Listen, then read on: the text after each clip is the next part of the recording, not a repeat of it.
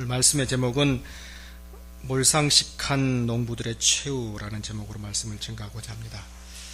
그러기 전에 개인적으로 긴급하게 기도 제목을 하나 드리도록 하겠습니다. 제 집사람이 아주 애지중지했던 그 귀고리가 사라졌습니다. 집에서. 그 귀고리가 빨리 찾아질 수 있도록 이렇게 기도해 주시기 바랍니다. 집사람이 애지중지한 건데 여러분들 기도의 힘이 클 줄 압니다. 오늘 제목처럼 이렇게 몰상식한 농부들의 최후. 여러분 상식이 있으세요? 몰상식, 상식. 상식과 몰상식의 차이가 뭘까요, 여러분들?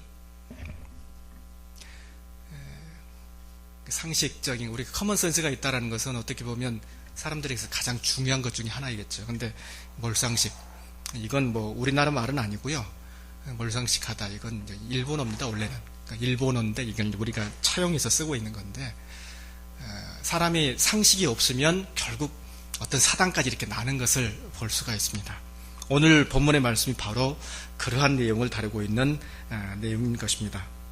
우리가 성경을 깊이 읽다 보면 하나님과 인간과의 그 관계를 과연 어떻게 맺어야 될 것인가, 그리고 그게 어떻게 형성돼야 되고, 계속해서 이 진행되는 과정에서 우리는 어차피 하나님과 인간과의 그 놀라운 그 관계 속에 살아야 되는데, 끊어지 않기 위해서 어떻게 하나님의 백성으로서 살아야 할 것인지 구체적으로 오늘 본문의 말씀은 여실히 잘 증거해 주고 있습니다.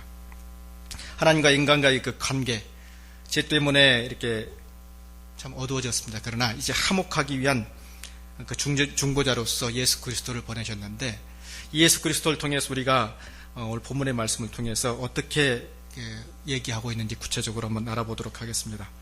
오늘 본문의 말씀은 특별히 포도원 농부의 비유입니다. 비유입니다, 여러분들. 이 비유라는 것은 어려운 어떤 얘기가 있으면 그것을 어떤 사건에 빗대어서 얘기하는 것입니다. 여러 가지 많은 비유들이 이제 성경에 등장하는 것을 볼 수가 있습니다. 그 사건들을 하나님의 아들 예수 그리스도께서 오셔가지고, 이 말은 어려우니까 보다 더 쉽게 접근하기 위해서 이제 비유로 설명을 하고 있는 것을 우리는 비유라고 하는 것입니다. 포도원 비유, 포도원 농부의 비유를 오늘 본문은 얘기해 주고 있습니다. 사람들이 많이 등장합니다. 하나는 누구입니까, 여러분들? 포도원 일꾼이 등장하고요. 그 다음에 또 누가 등장합니까? 포도원 주인이 등장하고, 그 보냄바된 종들이 등장하고, 그리고 주인의 아들이 등장을 하고, 나중에는 포도원의 주인이 이제 등장하는 것을 볼 수가 있습니다. 일꾼들, 포도원 주인이 보낸 종들, 주인의 아들, 그리고 끝으로 포도원 주인, 이렇게 이제 등장하는 것을 볼 수가 있습니다. 여러분들 딱 예측을 할 수 있겠습니다. 포도원 주인은 누구입니까? 포도원 주인, 하나님이라는 것을 알 수가 있겠죠, 그죠? 하나님이고요. 그 다음에 주인의 아들 예수 그리스도라는 것을 알 수 있겠습니다. 또 보낸 종들 누굴까요, 여러분들? 뭐 선지자 또는 그와 같이 했던 목격자들, 이렇게 이제 표현을 할 수 있겠고, 그 다음에 포도원 일꾼들이 누구입니까? 뭐 결국 여기에서 이제 나중에 얘기하겠지만은 유대 이제 지도자들 얘기하는 그 내용들입니다. 자, 그러한 인물들이 이제 등장하게 되는데, 이 인물들이 과연 이제 어떻게 여기 본문상에서 드러나고 있는지 한번 알아보도록 하겠습니다.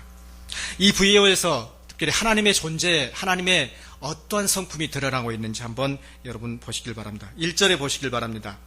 예수께서 이 비유로 그들에게 말씀하실 때, 한 사람이 포도원을 만들어 한 산 울타리를 두르고 즙자는 틀을 만들고 망대를 지어 농부들에게 새로 주고 타국에 갔더니, 하나님께서는 어떤 분이십니까? 이 상황을 한번 보시길 바랍니다. 포도원을 만들고 산 울타리를 두르고 즙자는 틀을 만들고 망대를 지어. 허술하게 만들었습니까? 아니면 아주 나름대로 구체적으로 만들었습니까? 상당히 구체적으로 뭐가 딱딱딱 소위 이제 왁구가 이렇게 잘 짜여져 있는, 구체적으로 이렇게 셋업이 되어 있는 모습을 하나님께서는 지금 얘기하고 있습니다. 모든 것을 구색을 잘 갖추면서 이렇게 이제 그 누구에게 증가합니까? 포도 농부들에게 세를 주고 갔다는 것을 얘기할 수 있습니다. 하나님께서 나름대로 구체적으로 이렇게 모든 계획들을 세운다는 사실을 알 수가 있습니다. 자, 그러면서 2절에서 이렇게 얘기합니다. 때가 이름에 농부들에게 포도원 소출 얼마를 받으려고 한 종을 보내니. 자, 이 얼마라는 단어는 그야말로 아주 헬라어로는 지극히 적은 돈, 그런 뜻입니다. 지극히 적은 돈을 받으려고 보냈다고 얘기하고 있습니다. 결국 하나님께서는 그의 포도원 농부들에게 모든 것을 다 받겠다는 의도입니까? 아니면 얼마니까 적은 돈, 어떤 의도입니까, 여러분들? 그저의 그 사람들의 정성을 보겠다는 어떤 의도를 갖고 있습니다. 즉, 하나님께서는 모든 것을 다 계획해 놓으시고 이제 그들에게 적은 돈, 너네들이 얼마만큼 잘했느냐, 성의를 보시려고 지금 모든 것을 계획하고 계셨다는 것입니다. 의례적인 것이었습니다. 포도는 어떻게 보면 하나의 선물, 하나님께서 거의 우리들에게 주신 선물이라는 개념으로 이렇게 이해하시면 되겠습니다. 삶의 조건, 삶의 마당, 자, 그러한 것들을 허락해 주셨다는 것입니다. 야고보서 1장 17절 이하에 보면 이런 말씀이 있습니다. 각양 좋은 은사와 그리고 온전한 선물이 다 위로부터 빛들의 아버지로부터 우리에게 내려왔도다. 누구로부터요? 하나님으로부터 내려왔다는 사실을 분명히 얘기해 주고 있는 것입니다. 선물을 주었고 이제 거기에 맞게끔 그 농부들은 성의만 표시하면 되는 것이 원칙이었습니다. 우주를 창조하실 때, 천지를 창조하실 때 하나님께서 사람을 첫째, 둘째 이렇게 그날에 창조하신 것이 아니라 제일 마지막 예수진 날에 이제 그의 백성을 창조하셨던 것처럼 하나님께서는 나름대로 계획을 가지고 딱 셋업을 해 주셨다는 사실입니다. 예수님께서 말씀하셨던 것처럼 이렇게 구체적으로 얘기하면서 이 모든 것들이 다 완벽하게 다 준비해 주고 계시다는 것입니다. 하나님은 어떤 분이십니까? 그야말로 구체적이고 선하신 분으로서 우리는 말씀하고 있으며 보다 완벽한 분, 퍼펙트하고 선하신 분으로 오늘 본문은 얘기해 주고 있습니다. 또 하나님은 어떤 분으로 오늘 본문은 얘기해 주고 있습니까? 인내하신 분으로 얘기해 주고 있다는 것을 알 수가 있습니다. 3절로 4절, 5절 얘기 보시기 바랍니다. 포도원 소출을 이제 받으려고 한 종을 보내니까 심히 때렸다고 얘기하고 있습니다. 첫 번째죠. 그리고 또 다시 다른 종을 보내니 그의 머리에 상처를 냈다. 두 번째고요.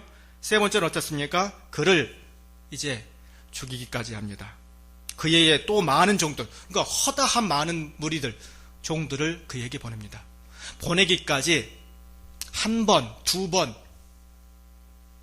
계속해서 오랫동안 참으시는 인내하시는 분으로서 성경은 묘사를 하고 있습니다. 여러분, 인간관계에 있어서 한 번, 두 번 말 안 하면 어떻습니까?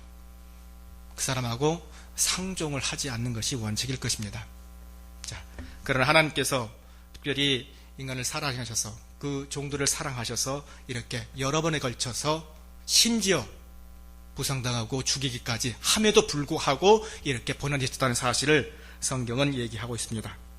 무시하고 불순하고 그리고 불순종하지만 그러나 하나님께서는 그들을 사랑하셔서 이렇게 보내셨다는 사실, 인내하신 하나님으로 우리는 얘기할 수가 있습니다.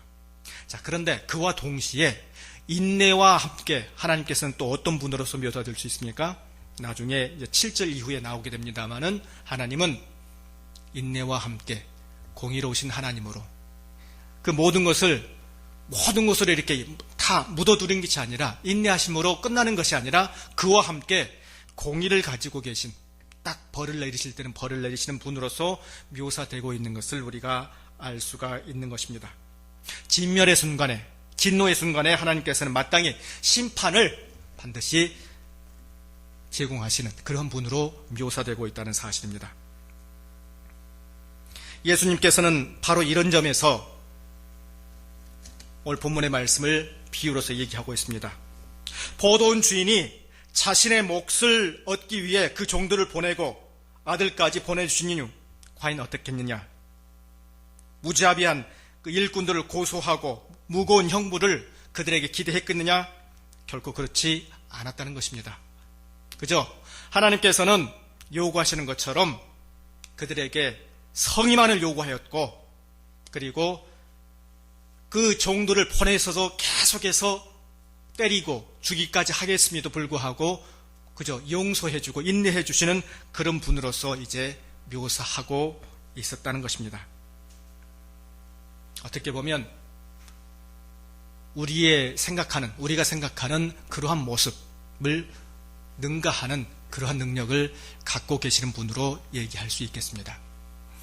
이 하나님의 신론이라는 책이 있습니다. 이제 즉 우리가 신약교에서 배우는 그 조직 신학에 들어가 보면요, 그 신론이라는 부분을 다루게 되는데 거기에서 하나님의 속성이라는 부분이 등장을 하게 됩니다.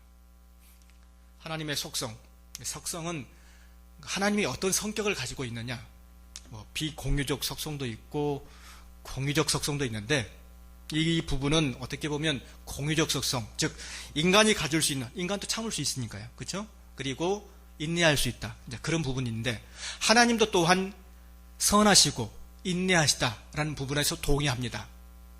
자, 그래서 그런 부분이 동질적으로 같은 의미를 갖고 있지만, 그러나 하나님께서는 우리가 생각하는 그러한 인내한 그리고 선하심, 그것을 훨씬 더 능가해서 이렇게 실행하고 계신 분을 알 수가 있는 것입니다.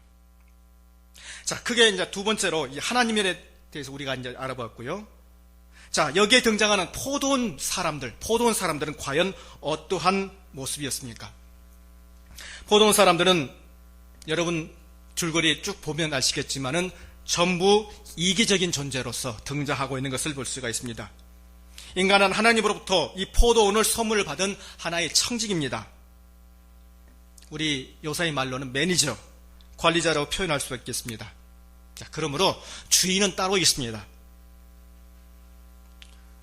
이번 주에 한 뉴스를 보니까 이런 뉴스가 있더라고요. 어떤 사람이 잡혔어요.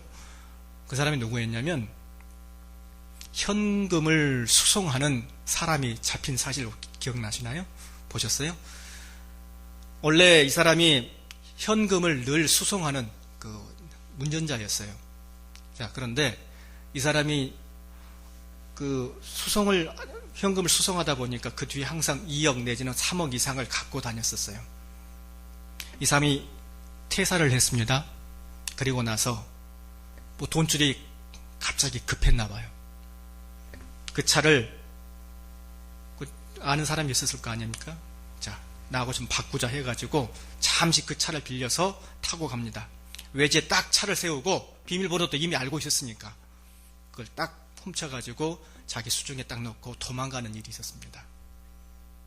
왜 그랬을까요, 여러분들? 자기의 그 이기심이, 그리고 자기가 뭘 취하려고자 하는 그런 욕심 때문에 이러한 사건들이 일어났을 것입니다. 인터뷰하는 것을 들었습니다. 왜 이런 일을 했느냐? 제가 그 돈을 보니까 갑자기 너무나 가지고 싶었고, 그리고 이 돈이면 충분히 여생을 먹고 삼을 만큼 그런 큰 충동력도 있고, 그리고 무척이나 자기가 지금 재정적으로 엄청나게 어려움을 겪고 있다는 얘기를 하는 것을 볼 수가 있었습니다. 오늘 본문의 말씀도 마찬가지입니다. 이 포도원, 지금 농부들의 그 모습들, 예기적인 모습입니다. 그분이 나에게 생명도 주셨고, 그리고 모든 것을 다 주셨고, 재능도 주셨고, 돈도 주셨고, 시간도 주셨는데, 그러나 이 농부들의 이 탈선, 그 탈선은 언제부터 시작됩니까? 7절에 보시면 저 농부들이 서로 말하되 이는 상속자니 자 죽이자, 그러면 이 유업이 우리의 것이 될 것이다 라고 얘기하면서 거기에서부터 그들의 욕심이 지금 싹트고 있는 것을 알 수가 있습니다. 이 내용은 누가복음 12장 13절로 21절에 나오는 한 부자의 비유와 너무나 동일하다는 것을 알 수가 있습니다. 어떤 부자가 봄에 씨를 뿌리고 땀을 흘려서 열심히 일했습니다. 그 가을에 가까웠을 때 소출이 생겼습니다. 이 농부는 현재 가지고 있는 이 곡간으로는 이 곡식을 다 수용할 수 없다고 생각해서 또 하나의 곡간을 만들었습니다. 그 예상은 적중했고 그리고 더욱더 넓혀서 곡간마다 곡식을 가득가득 다 채웠습니다. 그 다음에 이렇게 얘기합니다. 내가 내 물건을 어디다 쌓아둘고 내가 넓혀가는 곳간마다 내 물건을 가득가득 쌓아두리라. 그리고 나는 내 영혼에 이르기를 내 영혼아 이제 여러 해 쓸 물건을 쌓아뒀더니 평안히 먹고 마시고 즐기자 라고 고백하는 것을 볼 수 있었습니다. 여기서 계속해서 반복되는 단어가 뭡니까? 나라는 것입니다. 내 곡식, 내 물건, 내 영혼, 이 나라는 것을 계속해서 얘기하면서 그가 가지고 있는 중심 사상에는 결국 하나님은 저리 가버린 채로 온전히 내가 중심이 되는 그러한 모습으로 탈바꿈하고 있었다는 것입니다. 자, 그런데 누가복음 12장에서 이렇게 기록합니다. 하나님께서 갑자기 나타나셔서 이 부자에게 어리석은 자여 오늘 밤에 내가 내 영혼을 가지고 가면 너는 어떻게 할 것인가? 여러분, 이 비유 속의 핵심이 무엇입니까? 오늘 본문의 이 농부의 모습과도 너무 흡사합니다. 이것은 누구의 것이냐? 결국 소유권의 문제입니다. 내 생명이 여러분들 누구의 것입니까? 여러분, 여러분의 것이라 생각하세요? 어떠세요? 결코 그렇지 않을 것입니다. 여러분의 생명, 여러분의 자녀 누구 것입니까? 다 하나님의 것인 줄 믿습니다. 믿으십니까? 여러분의 자녀, 여러분의 재산 누구의 것입니까? 다 하나님의 것입니다. 우리가 주목해야 할 것은 하나님께서 이만 이 세상을 떠나라 하시면 우리는 모두 다 빈손 들고 나가야 한다는 것입니다. 자, 그런데 모든 사람들이 우리는 다 내 것이라고 착각하는데 문제가 심각하다는 것입니다. 하나님은 종종 우리에게 우리의 소유권을 확인하기 위해서 당신의 종을 보내서 세를 내라 얘기합니다. 좀 엉뚱한 말 같죠? 세를 내라. 교회에서 세를 내라는 말이 무슨 말입니까, 여러분들? 세, 헌금을 내라 얘기하면 여러분 어떻습니까? 하나님은 여러분을 사랑하십니다. 믿으십니까? 그러면 하나님은 여러분을 축복하십니다. 열망하십니까? 믿으십니까? 여러분 하나님의 축복을 누리시길 바랍니다. 이렇게 목사님이 선포한 다음에 자, 그러면 여러분이 축복을 받았으니 이제 헌금합시다. 이렇게 딱 얘기를 합니다. 여러분 헌금하시겠습니까? 안 하시겠습니까? 여러분 헌금 얘기하면 보통 대부분의 많은 집사님, 권사님들 다 그렇습니다. 장로님들도 그렇고 이놈의 교회는 설교만 하면 좋은데 꼭 헌금 얘기는 꼭 한다 이렇게 얘기할 대부분이 다 그렇습니다. 대부분의 불평의 소들이 다 좋은데 헌금만 얘기 안 했으면 좋고 이렇게 얘기들 많이 한다는 것입니다. 자, 그런데 여러분들 한번 우리가 바꿔서 생각을 해보시길 바랍니다. 우리가 하나님으로부터 축복을 받았습니다. 그러니까 축복을 받았는데 그 소유의 권한이 과연 누구한테 있느냐? 그 소유의 권한이 누구에게 있느냐?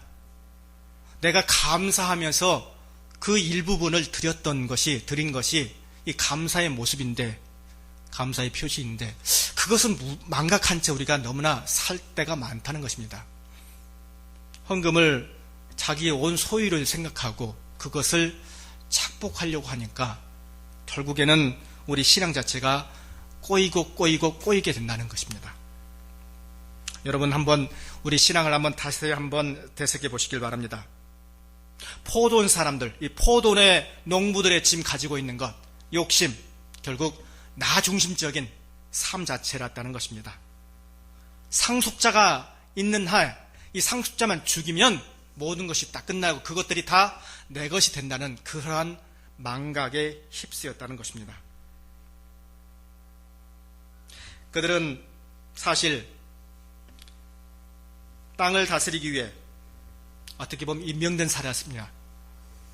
자, 그러나 그들이 온전히 하나님의 신뢰를 잃어버리고 의롭지 못하게 행동하므로 말미암아 자기 이익을 챙기는 데 급급했던 그러한 사람들이었다는 것입니다.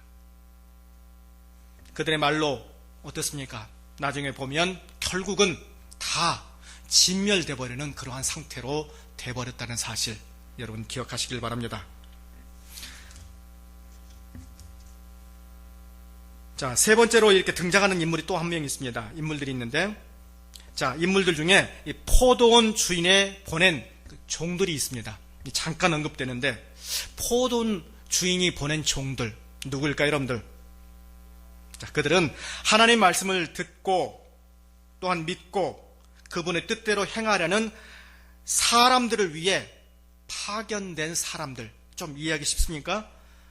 하나님의 그분의 뜻대로 행하려는 사람들을 위해 파견된 사람들. 우리의 감정을 함께 나누는 어찌 보면 이웃들, 이렇게 생각하시면 될 것입니다.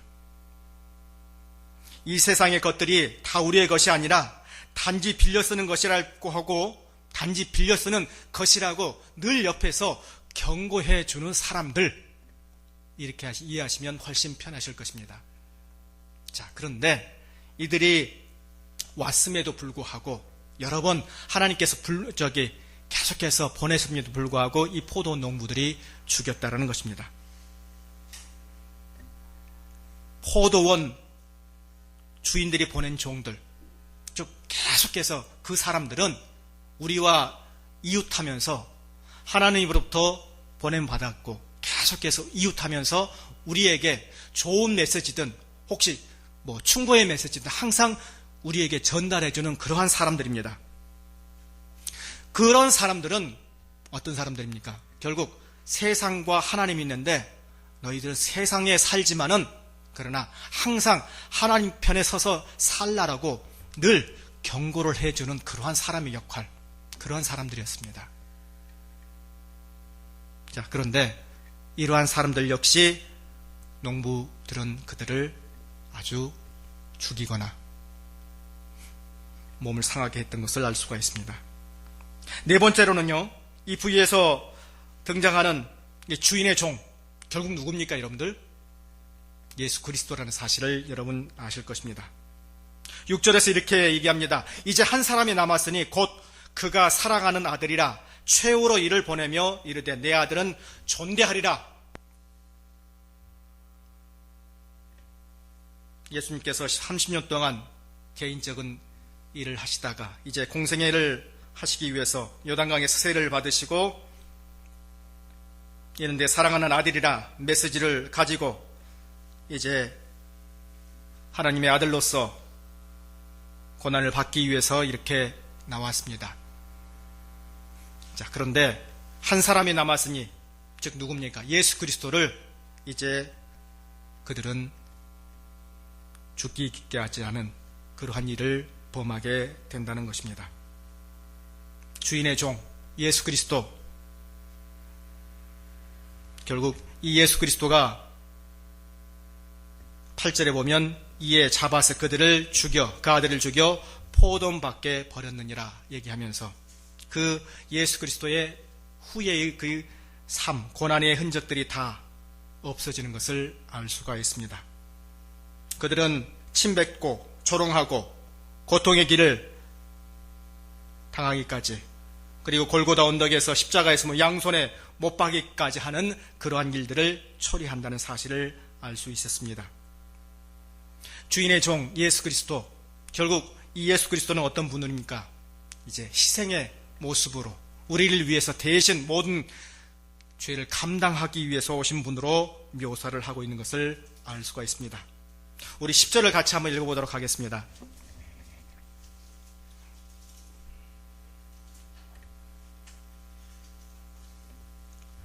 같이 한번 읽겠습니다. 시작. 너희가 성경의 건축자들이 버린 돌이 모퉁이의 머릿돌이 되었나니, 여러분들 건축자의 버린 돌이 이제 모퉁이 돌이 되었다. 아무 사람들의 눈에는 보잘것없는 그러한 모습, 그러한 모습이 이제 모퉁이 돌, 예수 그리스도께서 친히 모퉁이 돌이 되었다는 것입니다. 집을 지을 때 여러분들 옆에 제일 끝에 있는 그 모퉁이 돌, 코너스톤이 결국 예수 그리스도가 되셨다는 것입니다.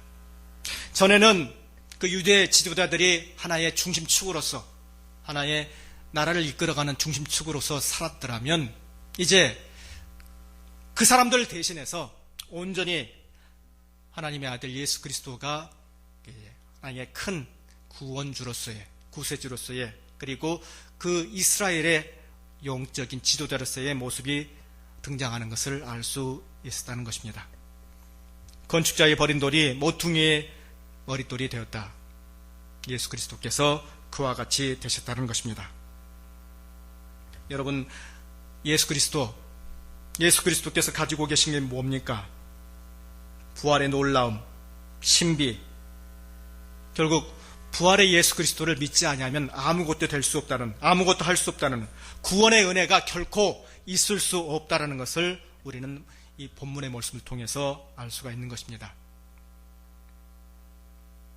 예수 그리스도를 보내신 이유 뭡니까? 그들에게 구원을 주기 위해서 보내셨다는 것입니다. 친히 모퉁이 돌이 되셔서 이렇게 오셨다는 사실을 이제 그들은 결코 알지 못했다는 것입니다. 모퉁이의 돌, 어찌 보면 상당히 특별한 돌입니다. 이 돌 위에 우리는 우리의 삶을 지을 수가 있습니다. 하나님께서 우리에게 가장 귀한 선물을 주셨습니다. 하나님의 선하심을 이해할 수 없고 끝없는 인자하심을 상상할 수 없지만은, 그러나 우리가 그 모퉁이 돌 위에 딱 정착하여 살 때에 하나님께서는 우리의 삶 자체가 결코 무너지지 않을 거라는 사실을 깊이 있게 강조합니다. 여러분, 건물이 무너질 수 없는 이유, 그것은 단단한 바위 때문입니다. 마찬가지입니다. 우리가 우리의 삶을 예수 그리스도 위에 얹고 살 때에 우리의 삶 자체가 결코 무너질 수 없습니다. 믿으십니까? 하나님께서 우리에게 큰 기쁨을 허락하여 주셨고, 예수 그리스도를 통하지 않고서는 결코 우리가 온전히 구원을 얻을 수가 없습니다. 하나님께서 이 놀라운 사실을 주었음에도 불구하고 결코 이러한 큰 모습, 깊이를 알지 못하는 그 유대 지도자들, 그들에게 이제 임할 최후의 모습들, 그 최후의 모습들은 마치 이 몰상식한 포도원 농부들과 같이 될 것이라는 사실을 분명히 오늘 본문의 말씀은 얘기하고 있는 것입니다. 그러므로 오늘 본문의 말씀을 통해서 우리가 깊이 깨달아야 할 것은, 하나님은 예수 그리스도 안에서 우리가 온전한 신뢰와 그리고 회복이 되기를 원한다는 것입니다. 하나님의 선물을, 하나님께서 귀한 선물을 우리에게 보내주셨습니다. 예수 그리스도를 통해서만이 모든 것들이 다 가능하다는 사실을 가르쳐주고 있습니다. 하나님의 은총인 모퉁이 돌 예수 그리스도를 온전히 신뢰하며 항상 이 돌 위에 우리의 마음을 놓고 하나님의 선하심을 늘 찬양하며 살기를 지금 간절히 부탁드립니다. 기도하시겠습니다. 은혜가 풍성하신 주 하나님, 아버지 하나님께서 오늘 본문의 말씀을 통해서 우리가 예수 그리스도를 믿는 자로서 어떻게 살아야 할 것인지 오늘 본문의 말씀을 통해서 배웠습니다. 포도원 농부들처럼 아버지 하나님, 그야말로 정말로 우리의 삶이 자기의 삶인 양 온전히 하나님의 말씀에 의지하지 않고 자기의 뜻대로 행했던 이 포도원 농부들의 모습을 보면서 아버지 하나님, 그들의 모습을 우리가 철저히 인식하며 그들의 모습을 따르지 아니하도록 도와주시옵시고, 모퉁이 돌이 되신 예수 그리스도의 흔적을 본받아 고난에 동참하며 늘 살 수 있도록 도와주시옵소서. 예수 그리스도 이름으로 간절히 기도하옵나이다. 아멘.